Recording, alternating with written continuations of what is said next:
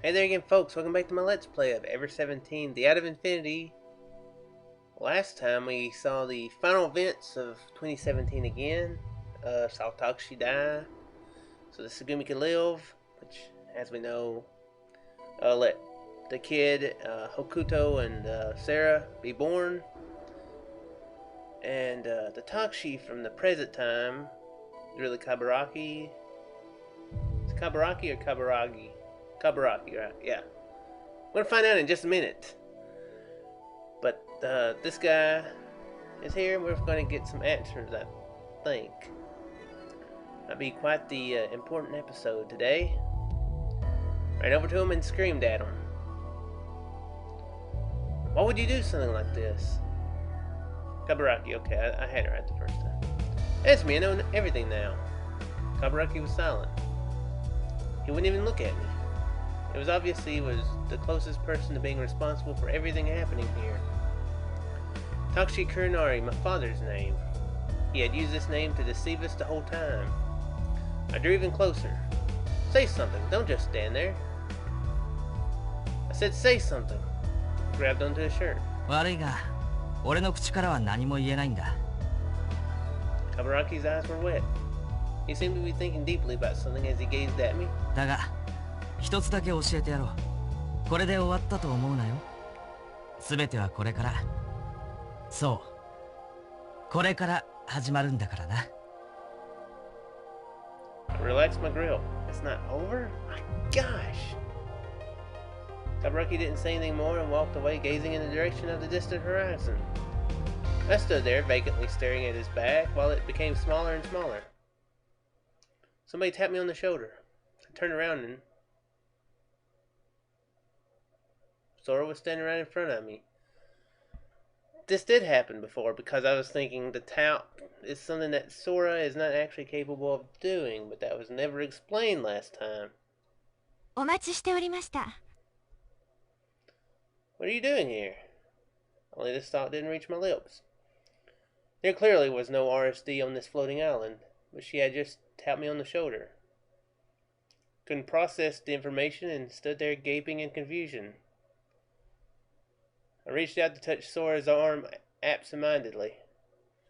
You know, there is that thing on her arm there.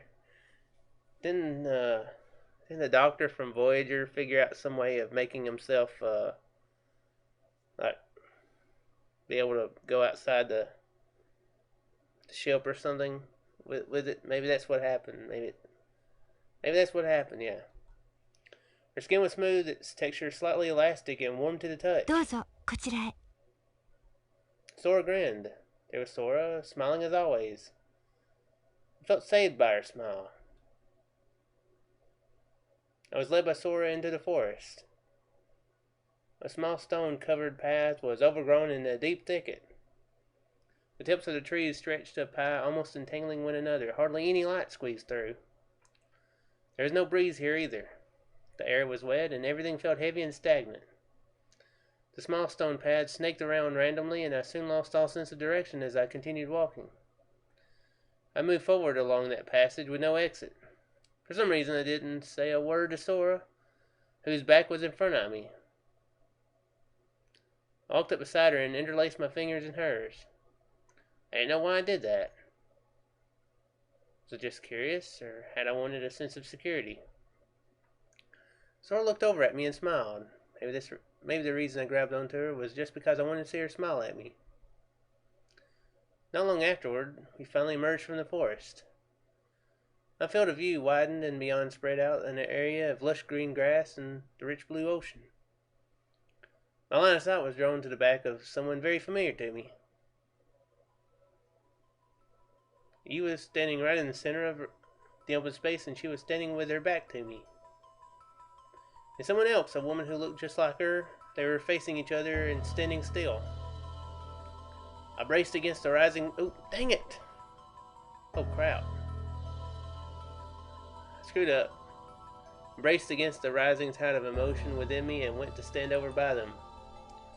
I flashed to look back. Sora was standing at the entrance to the forest and didn't appear to be coming closer.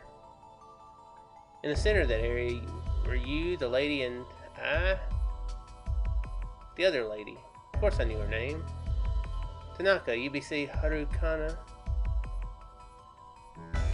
She had been infected with the Curie virus, and although she seemed young, she didn't look quite 17. It's probably since her cells had divided for 5 years, which had caused her to age slightly. In other words, her body was that of a 23-year-old, but she was actually 35. Looked over at you could say, okay, this is going to get confusing now. I looked over at you could say Akikana, standing next to me. She had her hand curled into a fist and was glaring at her mother. She was so mad she was shaking. I realized that the person who had been manipulating everything behind the scenes had been the person standing in front of me. You could say Harukana, Yu's mother. She'd been up here safe and sound on the island, relaxing, looking down at our plight, and had probably been laughing the whole time. Glared over at her along with Yuaki.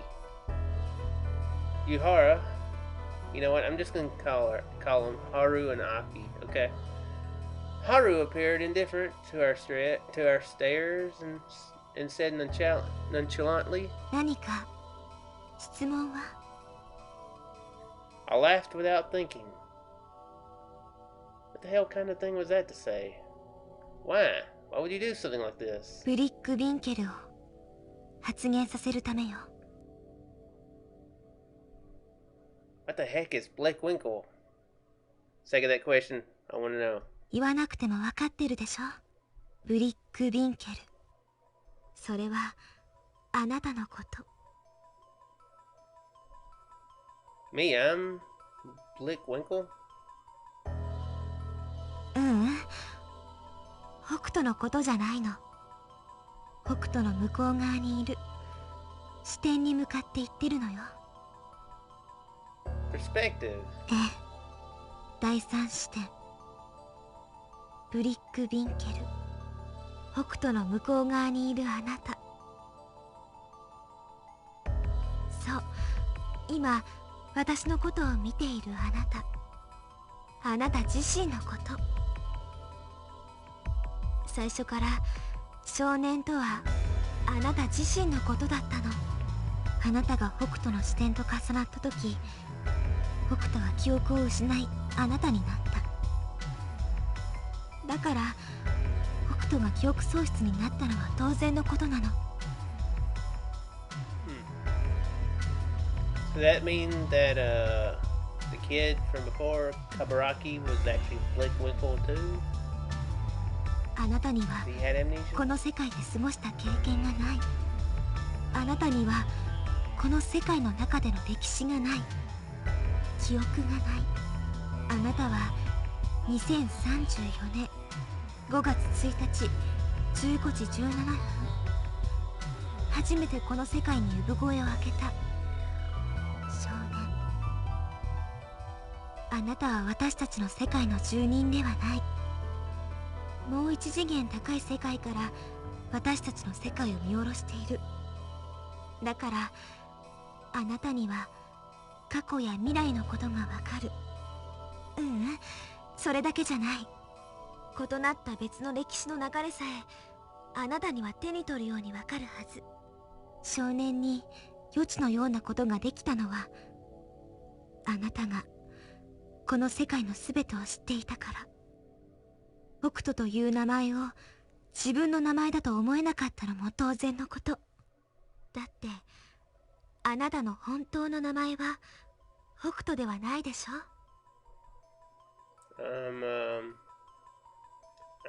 怖がらなくてもいいの。自分に嘘をつく必要はないのよ。さあ本当のあなたを見せて。答えて。正直に。あなたは北斗という名前の少年ではないんでしょ。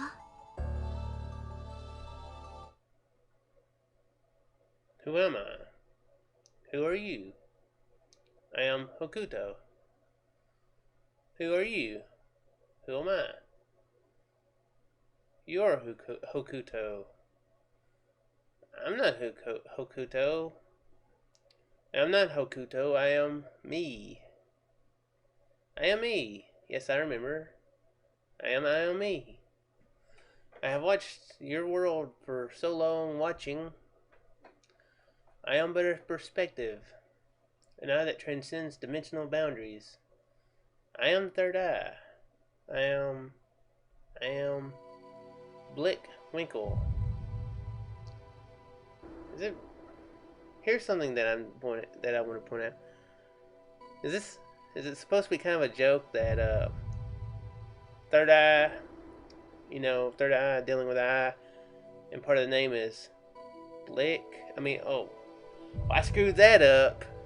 I screwed that. Well, okay, Blink sounds a lot like Blick too, so that's the Blink, and that's the Wink. Oh, so man, I screwed that up bad, didn't I? Is that intentional? It seems like that's probably intentional. BW, okay, now we're BW now. I remember now. I'm not from your world, am I? I am not Hokuto. 久しぶりね。 A long time. いえ、なんでもないわ。気にしないで。ありがとう。姿を見せてくれて。Why? Please tell me why. I really wanted to know, why did you have to do this? それはもう教えたでしょ。あなたを発言させるためよ。召喚って言ってもいいけど。In order to reach me, did you have to do something so reckless and dangerous? ええ、さっきも説明した通り、あなたはもう一次元高い世界から私たちの世界を見下ろしている。そうよね。仮に二次元世界に知性を持った存在がいたとしましょう。その二次元存在が三次元存在とコンタクトを取るにはどうすればいいと思う？例えば XY 平面上に二次元的な存在の点 ABC があり、 XYZ 空間の中に三次元的な存在の点 D があったとする。点 ABC は XY 平面の上しか移動することはできない。では点 D を取り込むためにはどうすればいいか。点 AB を通る直線上に点 C を移動すればいいの。すると点 ABC は同一直線上に並ぶから、この直線と点 D を通る平面が生まれることになる。つまり点 D はこの時点 ABC と同じ平面内に存在することになるの。ここで点 D はあたかも自分自身が点 ABC と同じ世界にいるかのような錯覚を覚える。私たちがやったのはこれと同じこと。2034年の世界を2017年であるかのごとく見せかけることによって点 D、 すなわち4次元内の視点ブリック・ウィンケルに私たちのいる空間と同一空間にいるかのごとく錯覚を起こさせたってわけ。そしてついにあなたは私たちのいる空間内に降臨した。姿を見せた。待ってたのよ、私たち。あなたが来るのをずっと待ってたの。 Come on, why are you waiting for me? What reason could you have to call for me? すべてあなたの指示に従っただけよ。 Okay. あなたを呼んだのはあなた自身なの。 What do you mean? あなたも私たちもあなたを必要としていたの。 Why do I have to keep asking these questions? Just tell me something. ココとクラナリを助けるためにはどうしてもあなたの力が必要だったのよ。 Okay. Save Coco and Takashi? 私たちは時間の流れに対して無力なの。過ぎてしまったことはどうすることもできないの。けれどあなたにならそれができる。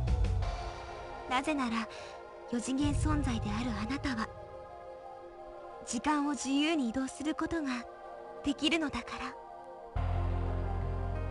Saw it then. I saw everything. My consciousness had detached from Hokuto and gone back to the world of 2017.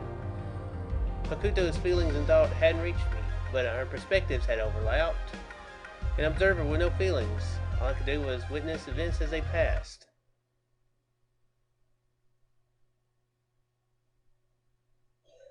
We're back here again. The submarine that Tsugumi was on had continued floating up and had already made it to the surface. It was a small white vessel rocking in the waves. Shut inside the small submarine, Tsugumi's shoulders drooped as she sat in the cockpit in shock. Having lost everything, she sat there spiritlessly, looking empty like a glass ornament. Just then, the lights came back on, and Pee-Pee's eyes, who moments before had been motionless at Tsugumi's feet. He got up quickly. She seemed to be unable to comprehend what was happening. Pee-Pee shook off his body, flashed a look up to Tsugumi's face, walked over to stand in front of the glass hatch. Pee-Pee began pawing at the hatch. どうしたの? Tsugumi mumbled weakly. Pee-Pee stood facing the hatch and barked. 外に出たいの? Tsugumi's gaze wandered about as if she were thinking something over. Pee-Pee continued barking the whole time. The submarine rocked gently in the waves. Tsugumi put both her hands on the wall and looked outside of the window. わかったわ. So then Tsugumi opened the hatch, not the glass one, but the heavy one on top of the submarine. A pure white light flashed into the interior of the ship like the sharp edge of a blade. Tsugumi squinted against the brightness. She held up one hand to fend off the light, and with the other she pushed on the hatch with all her might. She picked up Pee-Pee and brought him outside of the boat. Pee-Pee kicked hard against the hull to fly into the air, and drawing a beautiful arc, he splashed into the ocean. When mechanical dog swimming in the ocean, down he went. He didn't stop at 51 feet, 102 feet, 153 feet, 204 feet, 255 feet, 306 feet. Lots of numbers. 357 feet. That's a familiar sounding number. The hard rock surface deep in the blue darkness. A man's body lay on the ocean bed. Pee-Pee bit onto his clothing and pulled. Was he trying to bring him somewhere? Of course the man didn't move at all. Pee-Pee bit on some exposed flesh. The man didn't respond. His life had expired. All that remained there was a cold corpse. Nothing more. Something had fallen to his side. A disc. A terabyte disc. Pee-Pee picked it up in his mouth and left the body behind. He started swimming in the ocean. Going sideways, he cut across the water. At the bottom of the dark sea, there was only the cold surface of the rock and dark black seawater. Occasionally, delicate streams of light would pass by. Perhaps Pee-Pee had found something. Without hesitation, Pee-Pee swam straight toward the white building.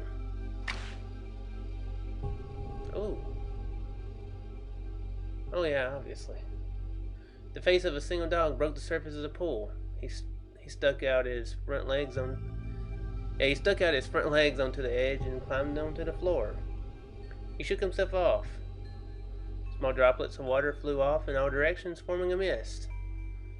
The terabyte disc was still in his mouth, and luckily his teeth isn't scratching it up the surface. Pee-Pee ran. He lost his footing on the wet floor, slipped and fell. Standing up again, he rated himself and dashed off at a full gallop. His pliant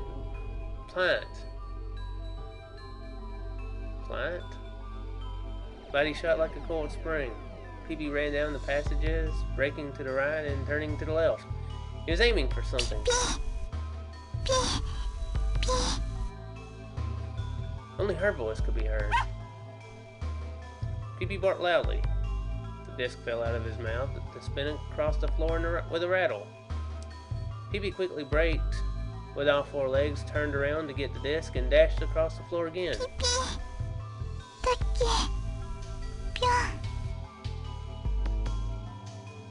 When he turned the corner, her figure jumped out at him. She was lying down in the middle of the passage. Peepy ran over to her side. He set down the disc on the floor and, biting at her clothes, started pulling on her. He tried desperately to pull her along, but just as he could not budge the man before, it was too much for his small frame to budge her.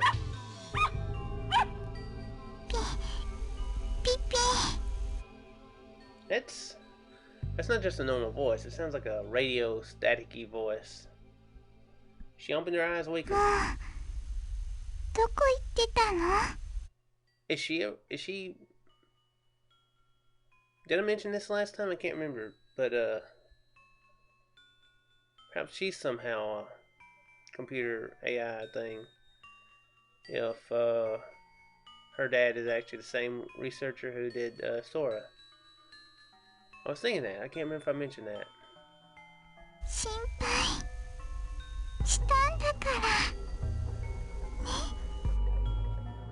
Peepy licked her face.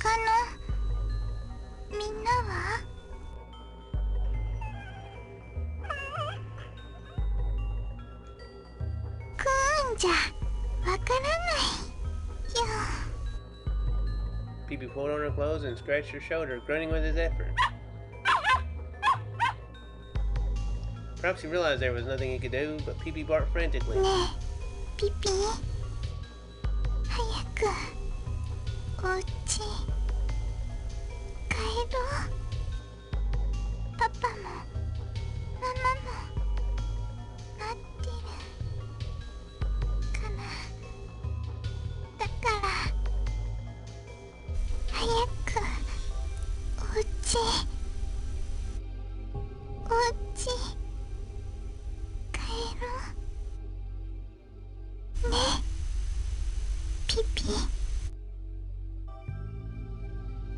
She closed her eyes quietly.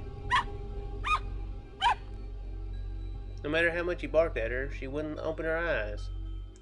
Peepy started walking around the area. He finally stopped and picked up the disc that he had left on the floor and started running again. Going back the way he came, he made it to the pool. Without hesitating, he threw himself into the pool. He started swimming in the ocean, rising up and up. He didn't stop. 306 feet, 255 feet, 204 feet. Counting a lot. 153, 102, and 51 feet. 0 feet. Break the surface. Splash. Peepy's face broke the surface. The blue expanse of the sky loomed above him. The sun had changed the water to a silvery color. Someone was there to pick up Peepy. It was Yuharu, okay. She took the terabyte disc from his mouth and looked at the digital recording of IBL that Peepy had taken with his eyes. It was the first time that she realized the truth. They left behind at the bottom of the ocean in the research facility was a single girl. That girl was Coco. It was Coco Yagami, UBC Harukana said. TF ブラウンに感染した私と鏑木はやってきた潜水艇に救助された。でもその潜水艇にココは乗ってなかったの。Oh, crap. Ooh. That sucks. I thought she was...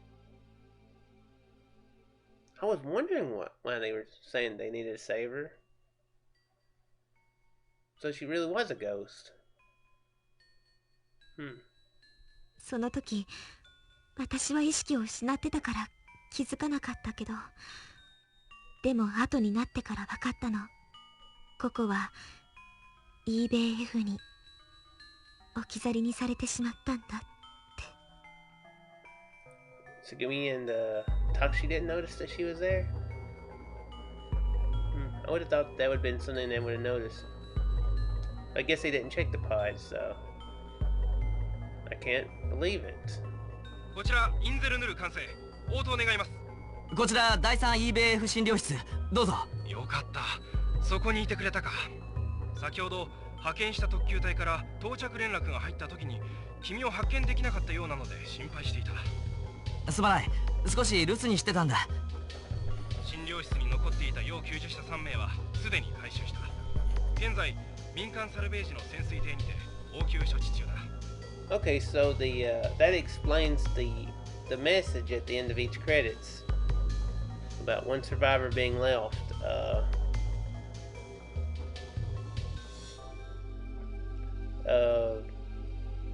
I haven't thought about that now that I know it's in two different eras, so I was always assuming it was Sarah and the other was Coco.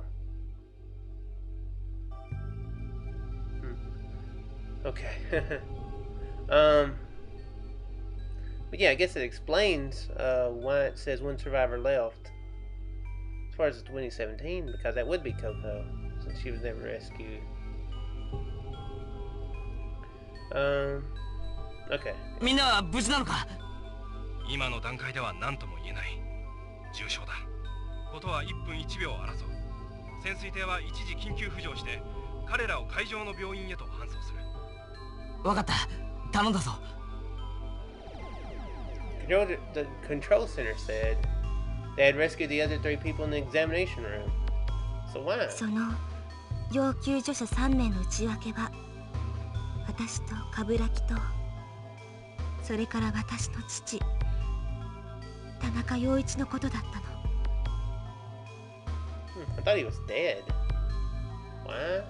Why did the rescue team leave Coco there? 後から聞いた話だとそのような女の子は見かけなかったって。I remember. By the time the rescue squad got there, Coco wasn't in the examination room. I don't know why, but for some reason Coco had gotten out of her capsule pod. So the only people left there were you, Kaburagi, and Mr. Tanaka, who was already dead. そうみたいね。You and Kaburagi's condition was extremely serious. So they put the highest priority on saving the lives of those two, and the rescue squad left. Meaning they overlooked Coco, no, they abandoned her. You pinched her eyes shut, her face distorted in sadness. What do you want me to do? By the time these words left my mouth, I had already returned to 2017. To that vast blue world. On the bottom of the ocean lay the cruelly broken body of a man. It didn't move. What do you want me to do? Not from this world. The only thing I can do is look. Just look on. You wanted to show me this dead body. It makes me sad.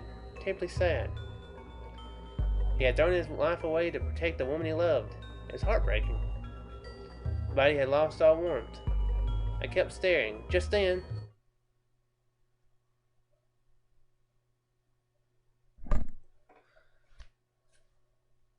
I guess some emotion got through or something. We're going to find out next time. Answers were answered this time, finally, so some of them, Blick Winkel is actually a kid. Or something like that. I like how the answers are so well done to where it's just like, or something like that. I guess he's decided to take the same space as the kid, I guess you could say. The kid's there, and so is Blick Winkel, so. I say right, Blick Winkel. Yeah, I said it right. So that, what I got out of that, I'm probably wrong.